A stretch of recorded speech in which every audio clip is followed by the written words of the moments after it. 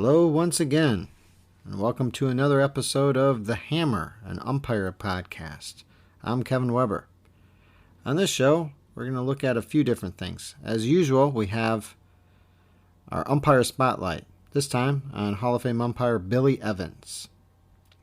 Also, I'm going to talk about my recent purchase of a RefSmart timer and some information about that. And I had a thing that I put out on the Facebook page talking about what you're thankful for.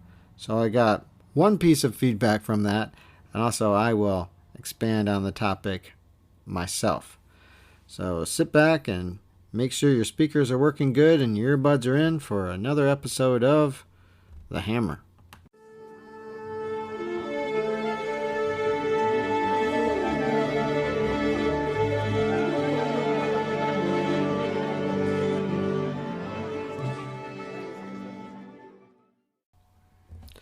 Well, frequently when we think of even a new Major League umpire, we think of some kind of gentleman that's been through a bunch of tests throughout his career, worked his way through the minor leagues, just had to fight his way and claw his way to get to the big leagues.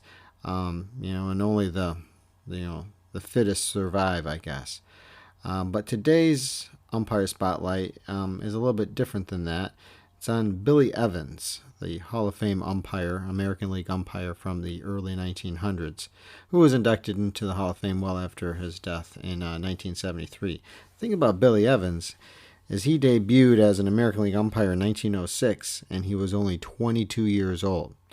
He was the youngest umpire in Major League history, and then he worked for 22 years and 6 World Series, among other things. All right, but the thing about him, he wasn't just an umpire. He was a bit of a baseball renaissance man. He was an accomplished sports writer, and he wrote some books as well and newspaper articles. At the same time that he was an umpire, he became a front office executive for 3 different Major League teams, and he had a list of accomplishments throughout his life. Evans grew up in Youngstown, Ohio, and studied law at Cornell University, which is pretty impressive. And he was a multi-sport star, including baseball, and played under former Detroit Tiger and Hall of Famer Huey Jennings when he was there. He ended up getting himself hurt in football, some kind of knee injury or something like that, and his baseball career kind of came to an end. So he kind of went more into sports writing while he was in college, and he was covering a baseball game when the scheduled umpire failed to show up. This is frequently the case for guys that get into umpiring, that they kind of get thrown into the situation. Well, anyway, he didn't show up, and Evans stepped in and officiated the contest and impressed the players and the crowd and everything, and kept filling in a few other times, kind of was a standby guy. And then eventually he was impressive enough that they offered him a contract for $150 a month, which was way more money than he was making as a sports writer. So he went to the minor leagues and umpired there for 2 years before American League president Van Johnson offered him a contract to officiate in the American League for $2,400, which was pretty good money back then. I guess years later, Evans claimed that he broke all kinds of speed records to find a telegram and send his simple reply to Johnson when he offered it. His reply was yes and thanks. But anyway, so he was 22, and in the American League, during the dead ball era, when umpires often called games alone. And like in 1907, Evans single-handedly worked 7 doubleheaders in 8 days. Now, obviously, he's working the plate for all the games because he's working by himself. Later that season, in 1907, I guess he suffered a fractured skull when somebody threw a glass bottle at him and knocked him unconscious. All right? So, pretty rough and tumble way to make a living at that time. Anyway, as time progressed, he became known as an innovative umpire. He was among one of the first to run down the first baseline to follow a play. to see if there was, any kind of interference or pulled foot or something like that. He tried to treat players with great respect. He wasn't one of those guys out there always trying to argue with everybody. And he was a big early advocate of improving umpires, their standing in the game in general.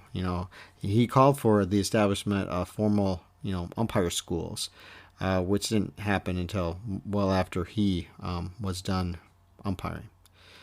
So when people ask him, hey, what makes a good umpire, which is always a very good question for anybody, he replied, good eyes, plenty of courage, mental and physical, a thorough knowledge of the playing rules, more than average portions of fair play, common sense, and diplomacy, and an entire lack of vindictiveness, and plenty of confidence in your ability.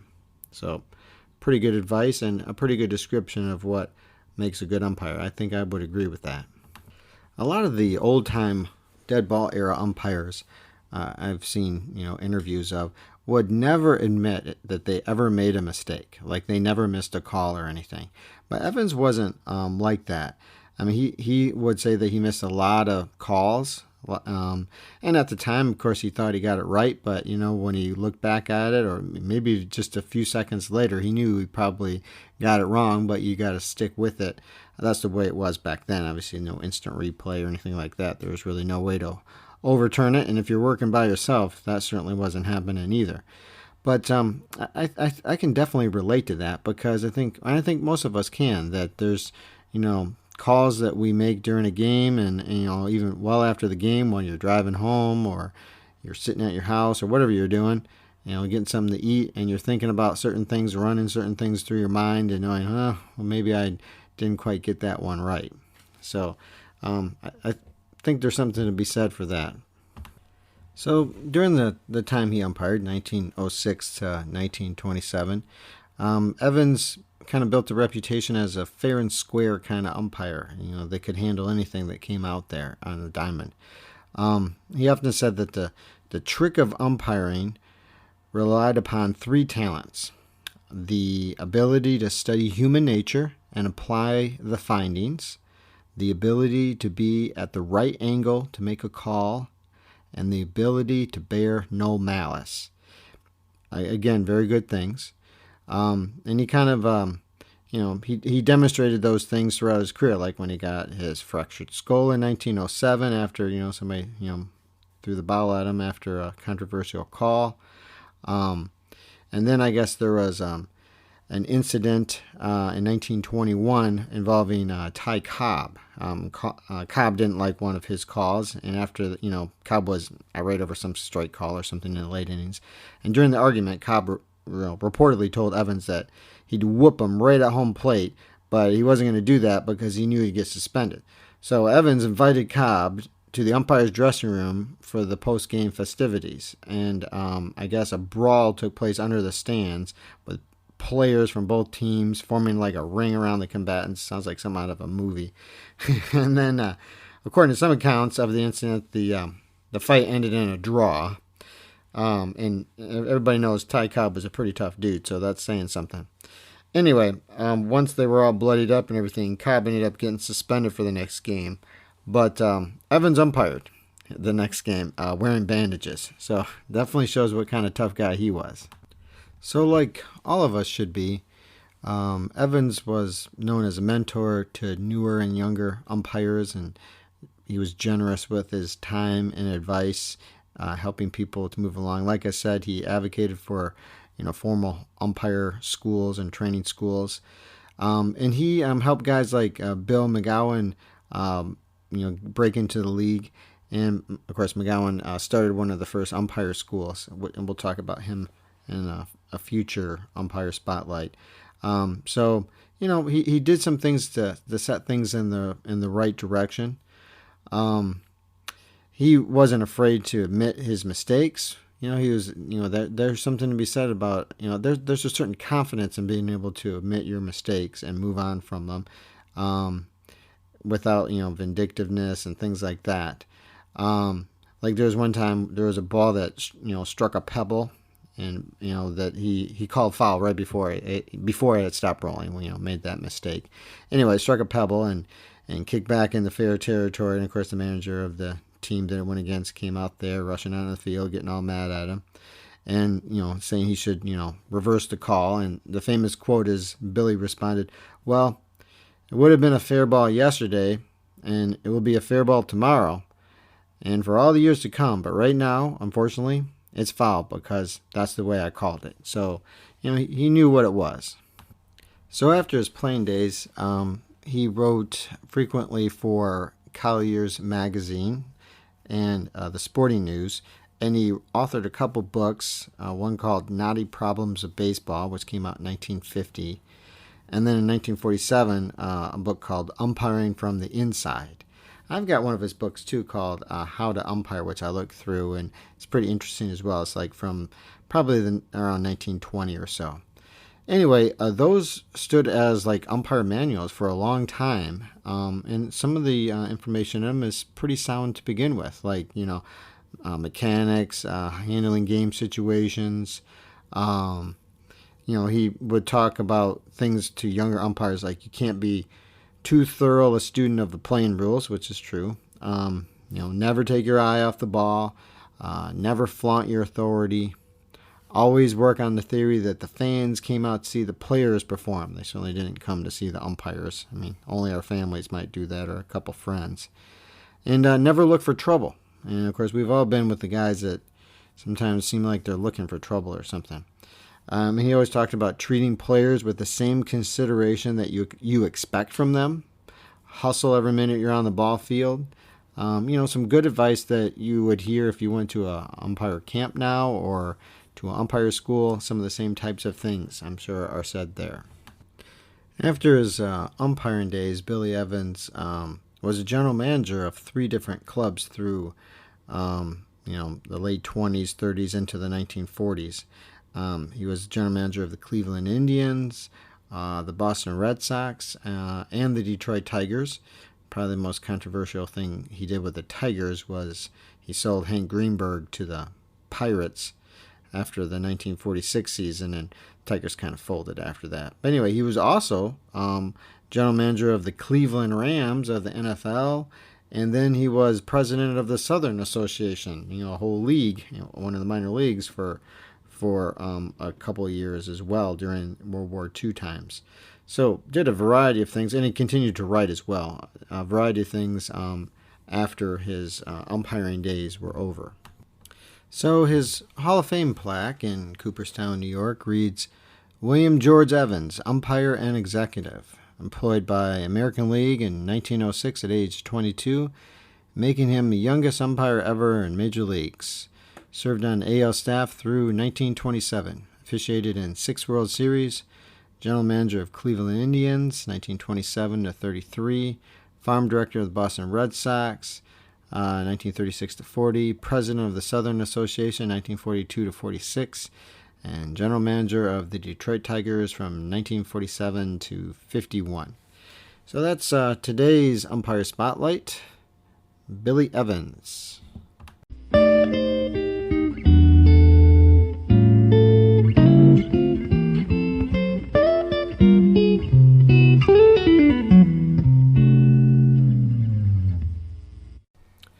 Probably the number one piece of equipment that college baseball umpires will be getting for 2020 is one of the box timers for between innings and the 20-second rule.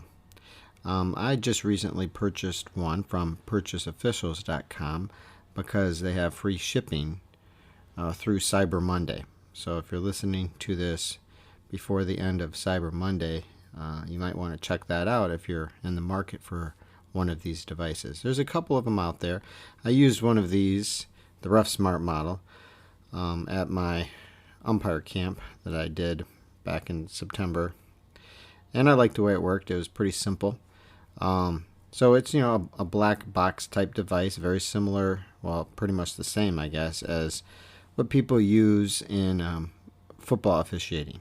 All right, so if you're familiar with that, you'll know what we're talking about. So it's pretty easily times the NCAA action pitch clock that is going to be newly enforced this year. It clips right to your belt. You can pretty much use it in all weather conditions, though they say that if it's like a pouring rain, then you might want to put some kind of protection over it or something. A lot simpler than using like a wristwatch or something.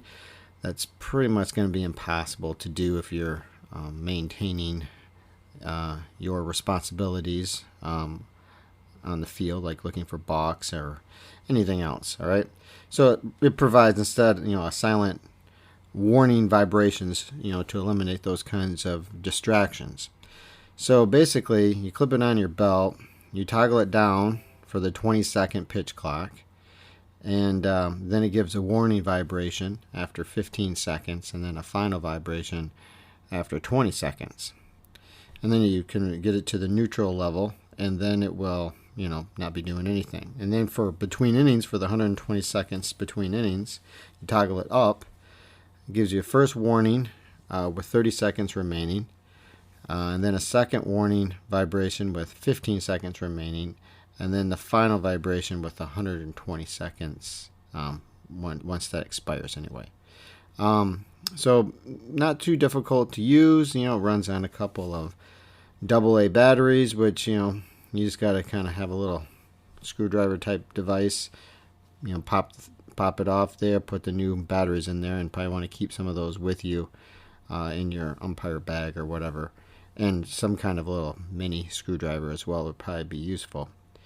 So anyway, there's a couple of them out there, but I think that they're very similar and very similar in price. That's kind of what I did. I'd be interested to hear, if anybody has an opinion on one of the other manufacturers. I'm not trying to promote one or the other, but it's definitely something to look into before they're back ordered or something like that, and you're scrambling to get one before it. Even if you're a high school official, this can be useful. If you're doing both collegiate and high school games, you can certainly practice with it. You have similar rule sets, of course, and it's good to keep them moving between the innings, even though that might not be, the rule of the land there for high school. But 120 seconds, get them moving, and keep those games moving too. So you could probably use it at all levels that you're working, just to make sure you're managing the game pretty well. So anyway, that's the RefSmart College Baseball Action Clock and Inning Timer.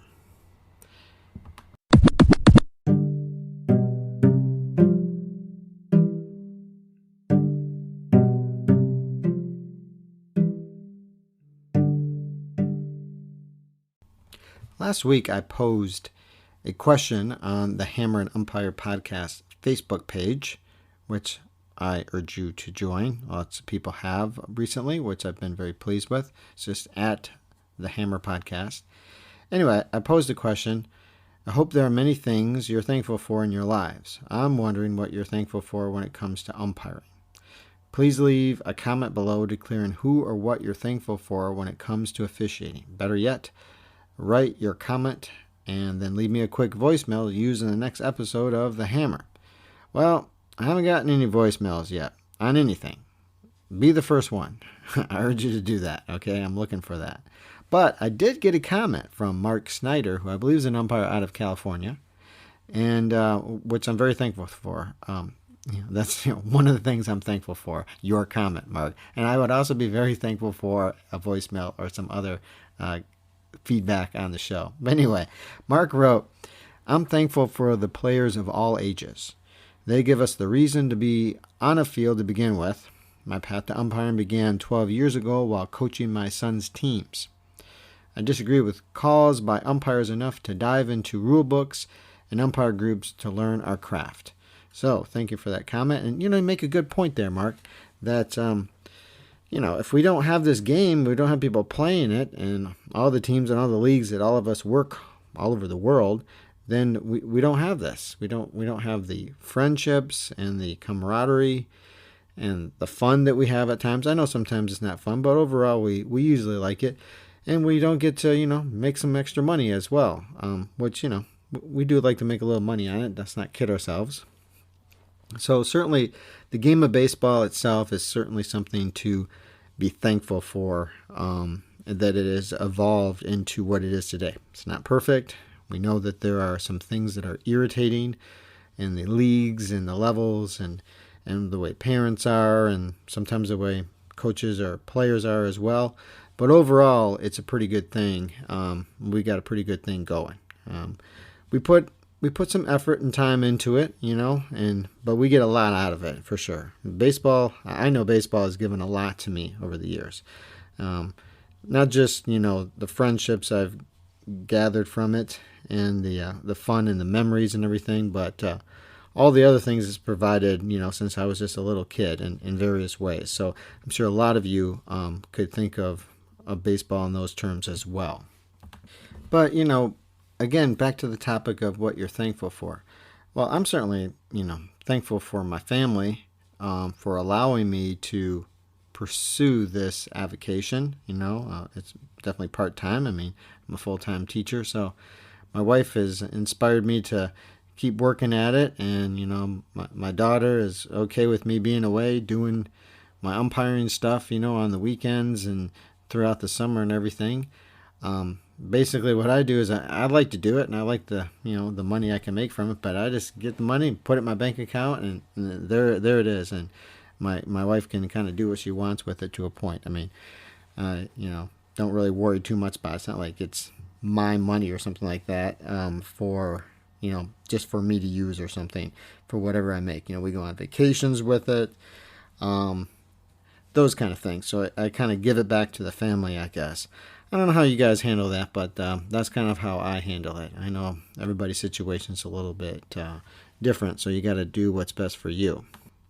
I'm also thankful for all the great people that I've met along the way.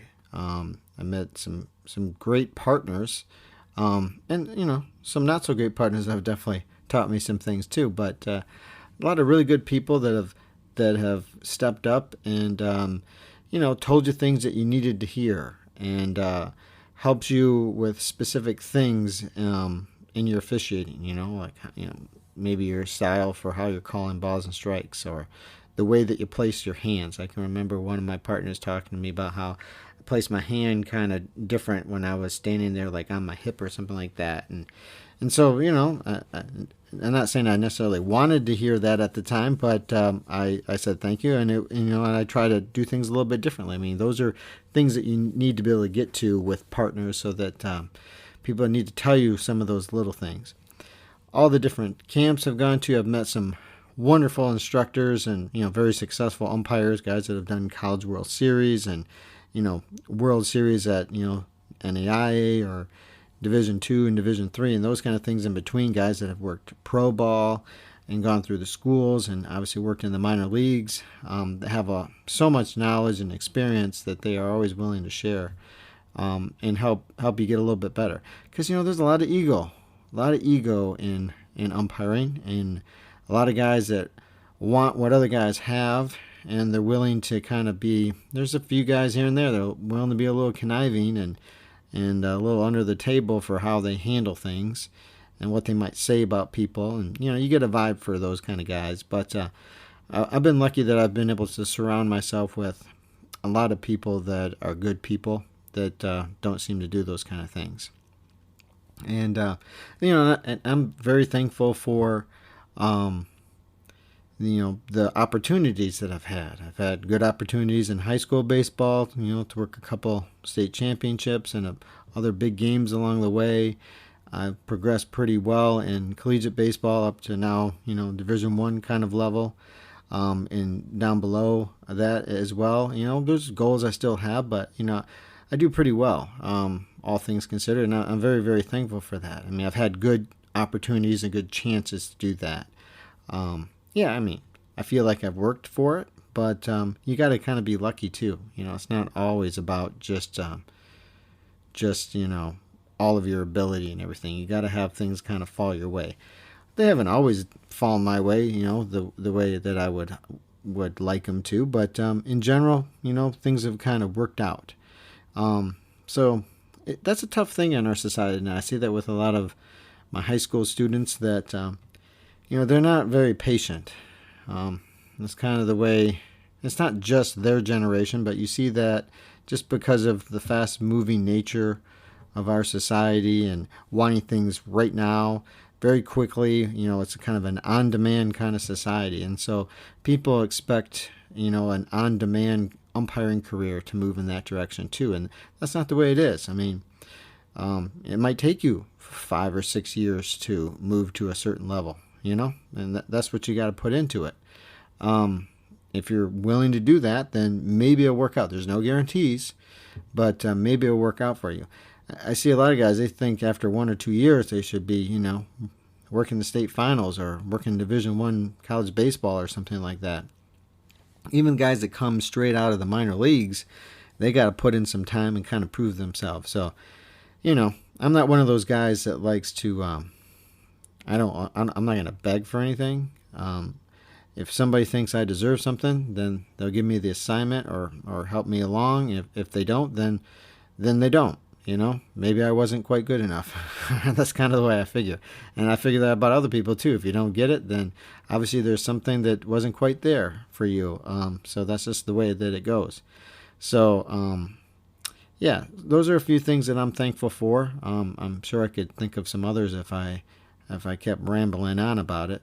But I urge you to think about those things too as you go through the season. When you are getting your assignments, be thankful for what you have. Realize that there's always people below you. I know you always want something a little bit better, but be thankful for what you have and the games that you're working, and do the best job with those. We only have so many years to do this. Our bodies can, some guys I know maybe can umpire until they're 75 or something, but most guys, you're only going to be, and the ladies out there too, you're only going to be doing this for so long. Your life might change, your life situation might change, your job might change, and obviously your physical ability might change over time too. So you've got to appreciate what you have, because I always look at everything as someday I'm going to be hopefully really old. I'm just going to be sitting around in my chair, probably watching TV or something, and I want to think back at all the things I did in umpiring and have some really good memories that I can hopefully remember when I'm an old man. All right. What else is it good for? You can tell everybody what you did, but that's really what I look forward to. So I'm just trying to make those memories, so that I have them all and hopefully remember them when I'm an old dude. All right. So that's kind of my advice, and I'll be thankful for those if I can do it. So anyway, thankfulness here on Thanksgiving. Keep it in mind and try to keep it mindful for yourself throughout the season.